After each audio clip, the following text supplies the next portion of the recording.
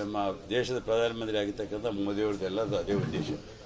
BJP ಅವ್ರದ್ದು ಏನಂದರೆ ಎಂದೂ ಬಡವರ ಬಗ್ಗೆ ವಿಚಾರ ಮಾಡಿ ಯೋಜನೆಗಳು ಕೊಟ್ಟಿರ್ತಕ್ಕಂಥವರೆಲ್ಲ ಅವರು.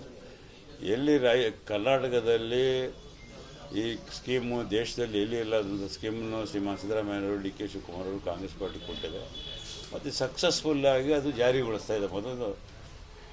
ಹಾಗಾಗಿ ಇದು ಆಗೋದಿಲ್ಲ ಅಂತ ಹೇಳಿರ್ತಕ್ಕಂಥ ಪ್ರಧಾನಮಂತ್ರಿ ಆದಮೇಲೆ ಆದರೆ ದಿವಾಳಿ ಅಂತ ಹೇಳಿದಂಥವ್ರು ಈ ಜಾರಿಗೊಳಿಸೋಕೆ ಆಗೋದಿಲ್ಲ ಅಂತ ಸ್ಟೇಟ್ಮೆಂಟ್ ಕೊಟ್ಟಿರ್ತಕ್ಕಂಥ ಪ್ರಧಾನಮಂತ್ರಿ ಇವತ್ತು 1.5 ವರ್ಷದಲ್ಲಿ ವ್ಯವಸ್ಥಿತವಾಗಿ 2ನೇ ಬಜೆಟ್ನಲ್ಲಿ ಸಹಿತ ಈ ಬಜೆಟ್ನಲ್ಲಿ 52,009 ಕೋಟಿ ರೂಪಾಯಿ ನಾವು ಖರ್ಚು ಮಾಡ್ತಾಯಿದ್ದೀವಿ.